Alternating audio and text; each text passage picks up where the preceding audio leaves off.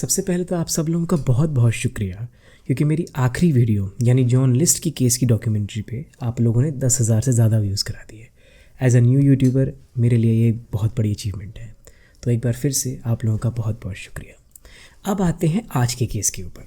क्या कोई इंसान जो लोगों की नज़रों में मर चुका है, जिस इंसान ने उनको मारा है, उसे पुलिस ने पकड़ भी लिया, उन्होंने कन्फेस भी कर दिया कि मैंने इनका मर्डर किया है, उनके केस का ट्रायल भी चल रहा है, एंड सडनली वो मरा हुआ इंसान वापस आ जाए? वैसे तो 21वीं सदी में कुछ भी पॉसिबल है, और यही केस है नताशा रायन का। 31 अगस्त साल 1998 को नताशा की माँ ने उनको उनके स्कूल ड्रॉप किया और वहाँ से वो गायब हो गई। आखिर क्या हो सकता है उनके साथ? नमस्कार दोस्तों, मेरा नाम है सेजल आर्यन सिंह और आप देख रहे हैं द मिस्टीरियस 329।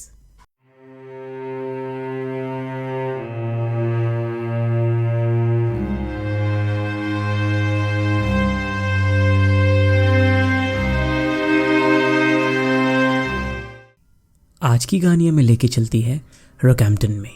रॉकहैम्पटन एक शहर है जो कि सेंट्रल क्वींसलैंड में आता है, ऑस्ट्रेलिया में।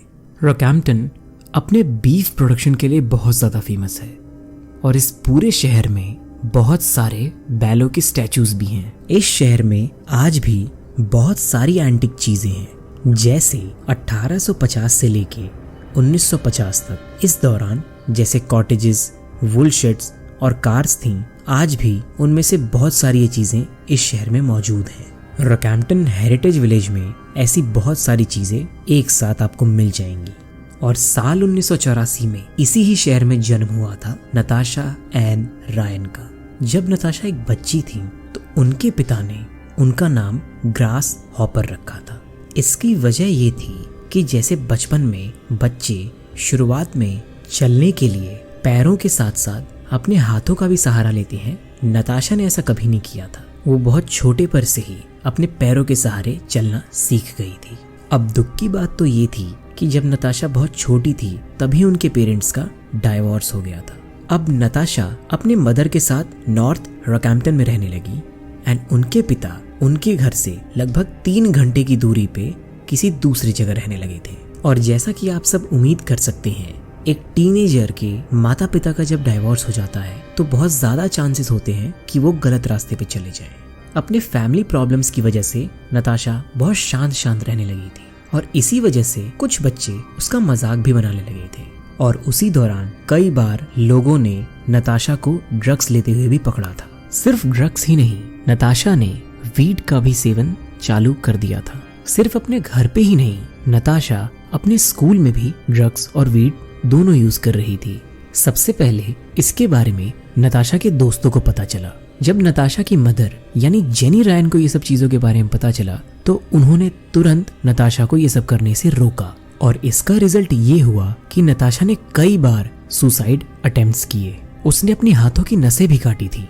ये सब चीजें जानकर हम ये अच्छे से समझ सकते हैं कि नताशा की मेंटल हेल्थ कैसी थी। दूसरी तरफ नताशा के पिता, जिनका नाम रॉबर्ट था, उन्होंने दूसरी शादी कर ली डेबी नाम की औरत से। लेकिन नताशा के रिश्ते अपने पिता के साथ बहुत ही अच्छे थे, इसीलिए वो उनकी दूसरी शादी में गई थी। कुछ ही दिनों बाद नताशा को स्कूल से सस्पेंड कर दिया गया क्योंकि उनके स्कूल के टीचर्स ने उनको ड्रग्स लेते देख लिया था। और इतना सब कुछ होने के बाद आखिरकार नताशा रायन ने एक चाइल्ड काउंसलर से मिलना शुरू किया।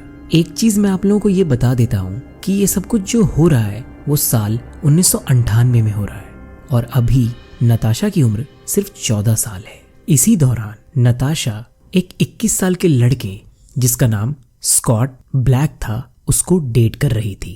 पेशे से स्कॉट एक मिल्कमैन थे, जिसे हमारे हिंदुस्तान में दूध वाला भी कहते हैं। देखा जाए तो साल 1998 में रॉकहैम्पटन, जिसको लोग प्यार से रॉकी भी बोलते थे, पूरे शहर की हालत कुछ अच्छी नहीं चल रही थी।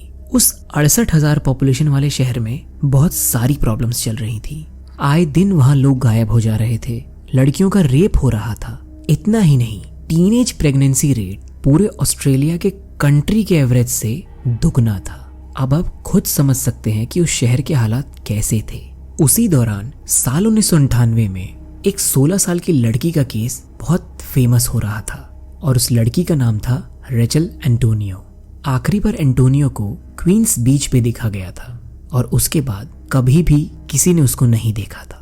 पुलिस ने एक 26 साल के लेबर जिसका नाम रॉबर्ट पॉल लिंच था उसे पकड़ लिया था, लेकिन बाद में रॉबर्ट को इनोसेंट पाया गया और आज तक रेचल एंटोनियो का केस अनसॉल्व्ड है। यहाँ तक कि उस लड़की की लाश भी किसी को नसीब नहीं हुई थी। दूसरी तरफ नताशा के दिमाग में क्या चल रहा था वो किसी को नहीं पता था, शायद स्कॉट ब्लैक को छोड़ के।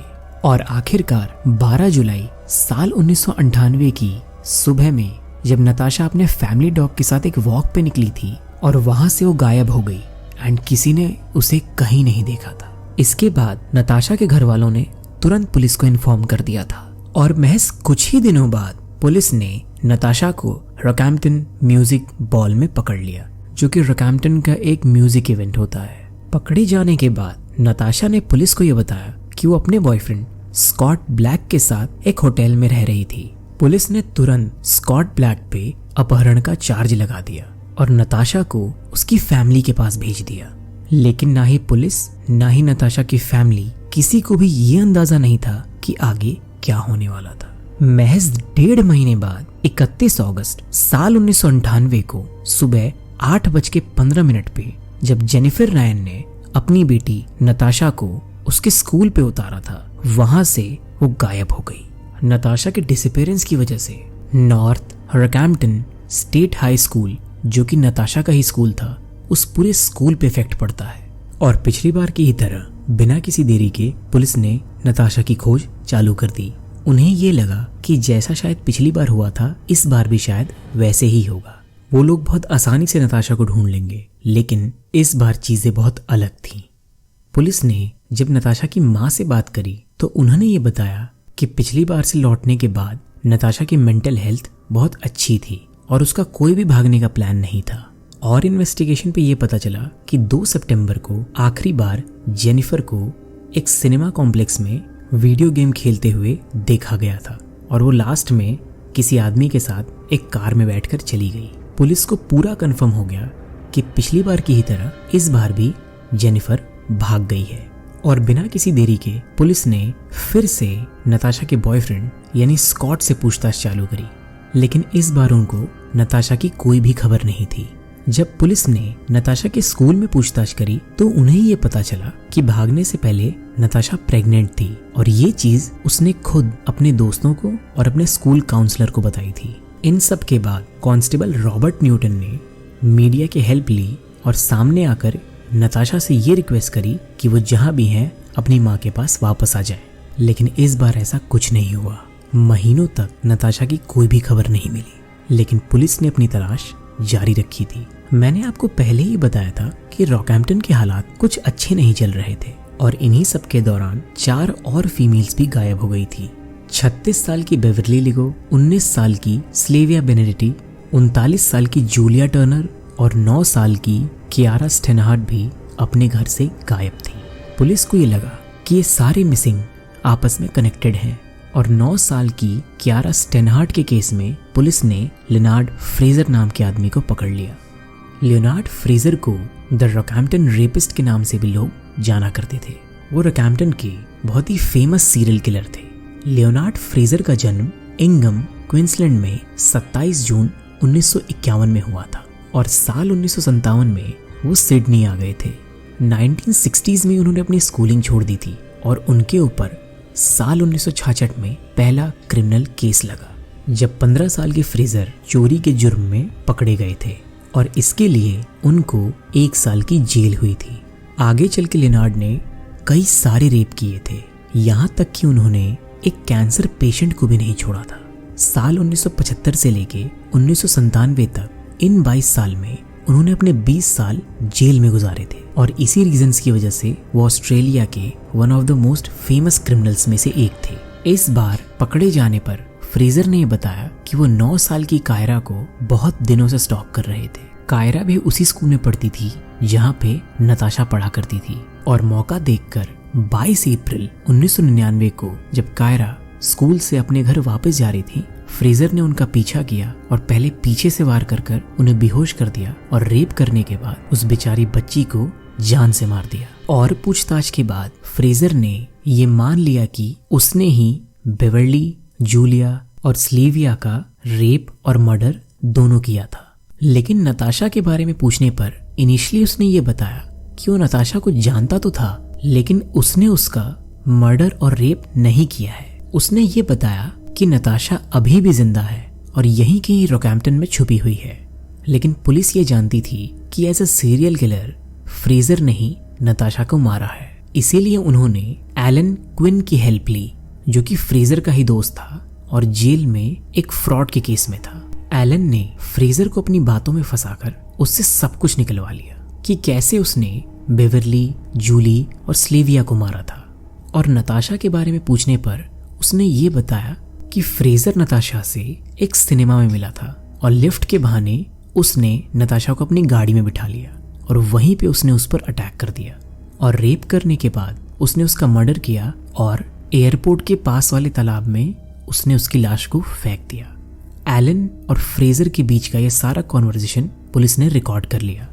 अब पुलिस के लिए सब कुछ क्लियर था। पुलिस के साइकोलॉजिस्ट ने फ्रेजर को एक क्लासिकल साइकोपैथ बताया। इतना सब कुछ हो जाने के बाद फ्रेजर पुलिस को अपने सारे विक्टिम्स के पास ले जाता है कि कहां कहां पे उसने सबको फेंका था। लेकिन नताशा रायन की बॉडी कभी नहीं मिलती है और इसी वजह से प्रोसिक्यूटर को फ्रेजर के ऊपर शक होता है। लेकिन फिर भी फ्रेजर का ट्रायल स्टार्ट हो जाता है। दूसरी तरफ सब कुछ क्लियर हो जाने के बाद नताशा की फैमिली ने उसके 17th बर्थडे पे एक मेमोरियल रखा। उस दिन 70 लोगों ने नताशा की याद में आसमान में बलून उड़ाए, जहाँ पे नताशा की याद में एक वीडियो भी चलाया गया था जब वो अपने पिता की दूसरी शादी में मौजूद थी। धीरे धीरे सब कुछ नॉर्मल हो गया, सब लोग अपनी जिंदगी में वापस लौट गए।